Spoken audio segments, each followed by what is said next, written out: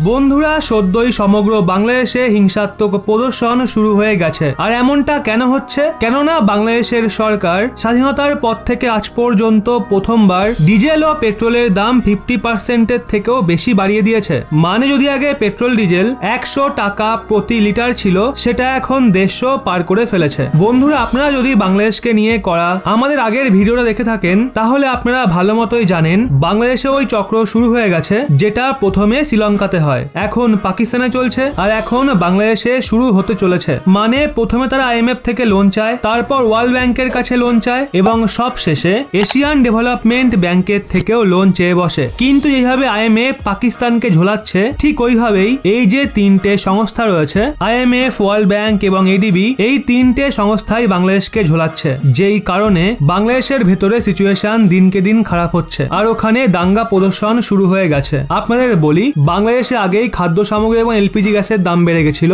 এটুকুই নয়, বাংলাদেশে প্রতিদিন 7 থেকে 8 ঘন্টার জন্য পাওয়ার ব্ল্যাকআউট হচ্ছে, মানে বিদ্যুৎই নেই। এমনকি দেশের রাজধানী এবং আরো অন্যান্য অনেক জায়গায় পাওয়ার কাটের সমস্যা দেখতে পাওয়া যাচ্ছে। এক্ষেত্রে দাঙ্গা শুরু হওয়ার মঞ্চ তো আগেই তৈরি হয়ে গেছিল, শুধু অপেক্ষা ছিল একটা আগুনের ফুলকির। আর ডিজেল পেট্রোলের দাম বৃদ্ধি এই আগুনের ফুলকির কাজ করে দিয়েছে। গোটা দেশের জনতা এই সময় সরকারের মাথায় চড়ে উঠেছে। কিন্তু একটা জিনিস মাথায় ঢুকছে না, আজ থেকে 6-7 মাস আগে ভারতকে পরামর্শ দেওয়া ওই লোকগুলো কোথায় গেল, যারা বলছিল ভারত বাংলাদেশকে দেখে শিখুক, বাংলাদেশ অর্থব্যবস্থা নিয়ে খুব দ্রুত এগোচ্ছে, আর সেটা নাকি ভারতকেও পেছনে ফেলে দেবে। জানি না কোন এমন বড় সুপার পাওয়ার হয়ে যাবে।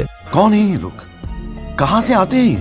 কই এখন তো দেখতে পাওয়া যাচ্ছে না। আপনারা কি পাচ্ছেন দেখতে? জানাবেন অবশ্যই। কিন্তু যদি আমরা আপাতত কথা বলি বাংলাদেশের, তাহলে আপনারা দেখবেন আগামী কিছু মাসে সিচুয়েশন আরো খারাপ হবে। ভারতের জন্য চিন্তার বিষয়টা নয় যে বাংলাদেশের ইকোনমি গর্তে ঢুকছে, চিন্তার বিষয় হলো যেভাবে ওখানে সিচুয়েশন খারাপ হবে, বাংলাদেশ থেকে লাখ লাখ মানুষ ভারতে ঢোকার চেষ্টা করবে, বেআইনি অনুপ্রবেশ হবে, শরণার্থী সংকট বাড়বে। এই কারণে ভারতও চিন্তায় রয়েছে। এর জন্য হয় আমরা বাংলাদেশকে বিলিয়ন বিলিয়ন ডলার দিয়ে সাহায্য করি, তাদের সংকট থেকে বাঁচিয়ে দিই। দ্বিতীয় অপশন হচ্ছে ওখানে যা কিছু হচ্ছে সেটাকে হতে দিই, আর বাংলাদেশের যে বর্ডার রয়েছে ওখানে অতিরিক্ত সেনা মোতায়েন করে দিই, যাতে বেআইনিভাবে অনুপ্রবেশ না হয়। তো আপনারাই বলুন, এখানে কি ভারতকে চুপচাপ দেখা উচিত, নিজের বর্ডারকে আরো সুরক্ষিত করা উচিত, নাকি প্রতিবেশী ধর্ম পালন করে বাংলাদেশকে সাহায্য করা উচিত? অবশ্যই কমেন্টে জানান।